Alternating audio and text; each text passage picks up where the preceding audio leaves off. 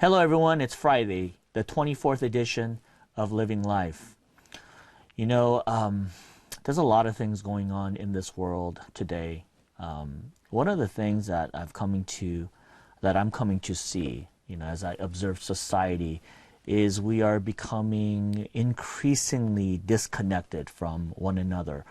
There are many theories and studies that have been going on, especially with the next generations. But we're so used to gadgets and we're so used to our cell phones that many of our interactions with people are not done face to face. Our communication is done through gadgets, and it's just not complete. And one of the things that also happens as we use this modern advancement is that we start losing this grit of entwining and connecting emotionally and mentally with people. We are further being withdrawn, and it's easier for others to not be concerned about you. It's just easier for us to disconnect from others. I see a lot of our social issues today, like people who just go crazy and who are gunning down people. And we've seen news of Las Vegas and various other news right now. If you look at some of the commentaries there, it shows that it's not really a gun control issue. It's more of an issue of our society, that many of these people are secluded. Nobody wants to reach out to them.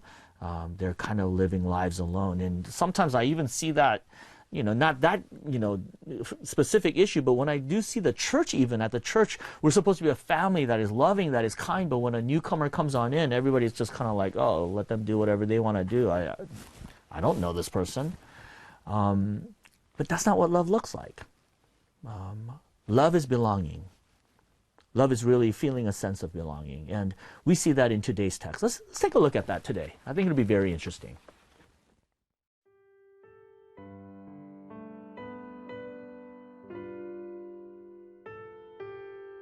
Song of Songs, chapter 2, verses 4 through 17. He has taken me to the banquet hall, and his banner over me is love. Strengthen me with raisins, refresh me with apples, for I am faint with love. His left arm is under my head, and his right arm embraces me. Daughters of Jerusalem, I charge you by the gazelles and by the does of the field. Do not arouse or awaken love until it so desires. Listen, my lover, look. Here he comes, leaping across the mountains, bounding over the hills. My lover is like a gazelle or a young stag. Look, there he stands behind our wall, gazing through the windows, peering through the lattice. My lover spoke and said to me, Arise, my darling, my beautiful one, and come with me. See, the winter is past, the rains are over and gone.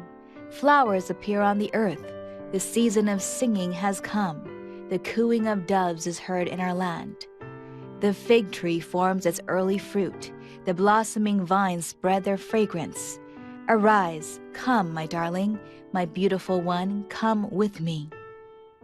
My dove in the clefts of the rock, in the hiding places on the mountainside, show me your face. Let me hear your voice, for your voice is sweet, and your face is lovely. Catch for us the foxes, the little foxes that ruin the vineyards, our vineyards that are in bloom. My lover is mine, and I am his. He browses among the lilies. Until the day breaks and the shadows flee, turn, my lover, and be like a gazelle or like a young stag on the rugged hills. We are in the context of love here as we go through, Song of Songs. We're at chapter 2, verses 4 through 17. And as we have come to this chapter, one of the things that I've come to realize is there's so many different degrees of love, right? And there's also so many definitions of love. I mean, we see even in Hollywood, Hollywood couples, they say they love each other, and it looks so glamorous, doesn't it? really pretty people, all the things of this world that you could ever imagine, eating the best of things, going to travel all over the world together in yachts and, living the life, having all these children that are handsome, going to all the wonderful schools and experiencing everything, giving all that they can. I mean, it's fantastic to see, but then why do a lot of these couples then file for divorce and claim irreconcilable differences? I think there is something that is lacking. And I think today, even in love, or our definition of love, I think it's lacking. I think real love has this deep sense of connection and belonging where we say to one another and we admit to one another, man, even though we have our differences, even though there's things that we just don't agree on, and there are so many things that are going on in our lives, I can't live without you. I feel connected to you than anyone else in the face of this planet. I can't live without you. That should be the love relationship that we have with Christ. The fact that you can go on ahead and try all these other things that this world has to offer in terms of comfort and peace or whatever, but you all know that it's just superficial. It's not going to fulfill you. But Christ, He fulfills us. In the same way, that's the kind of love that we should have, not only for God, but for one another. That's the kind of love that we desire, is a love where we truly feel a sense of belonging. It's not superficial. It's not just a one-time thing. It's not just a seasonal thing.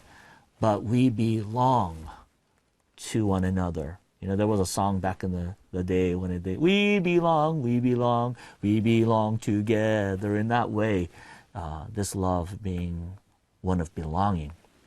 I love this in verse 16 when the part of she is expressing this.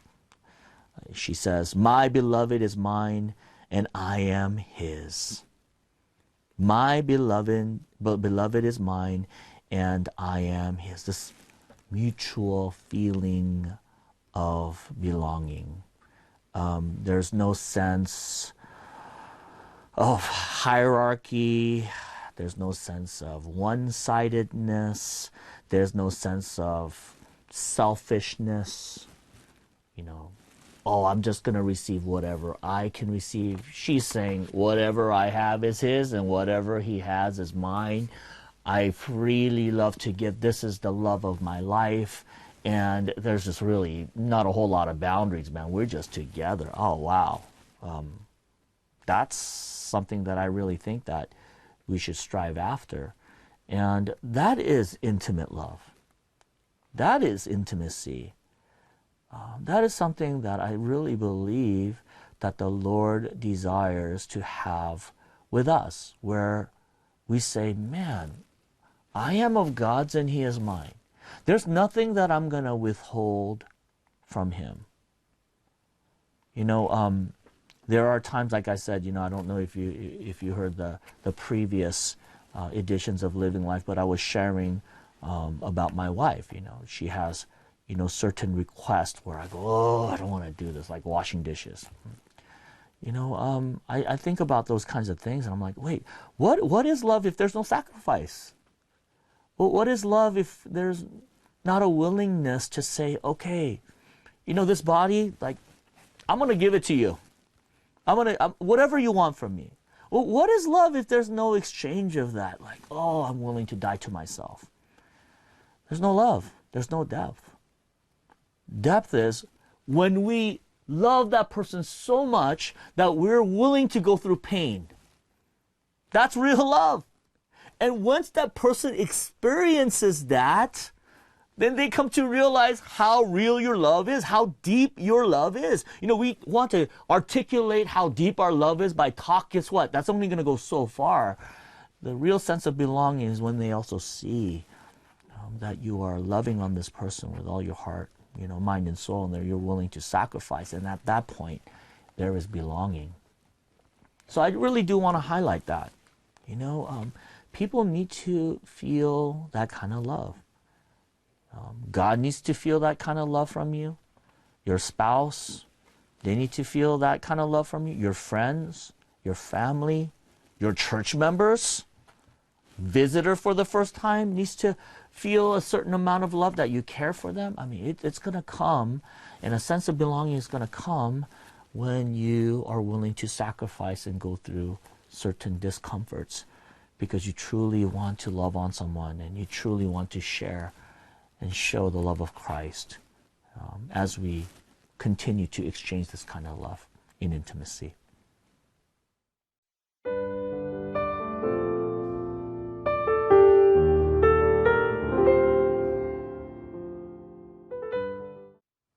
So in closing, my encouragement in this, to really receive a love where you sense belonging, we really do have to love on others and be willing to love on others in ways that are kind of beyond human comprehension.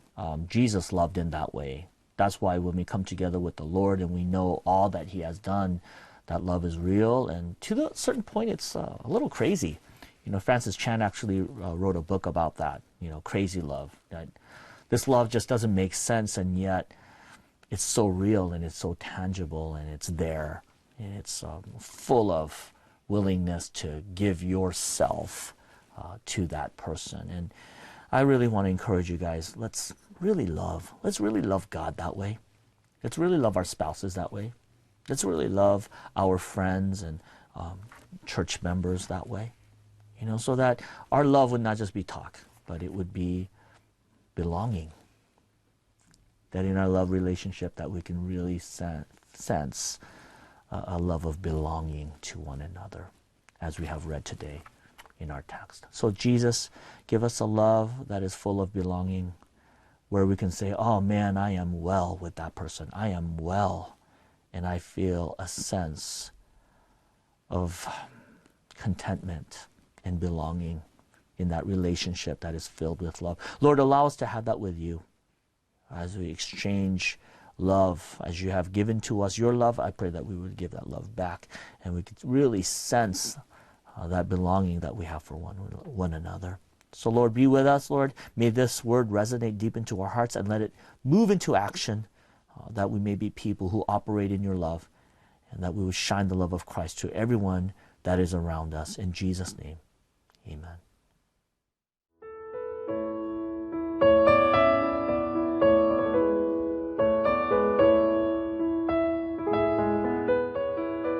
이 프로그램은 시청자 여러분의 소중한 후원으로 제작됩니다.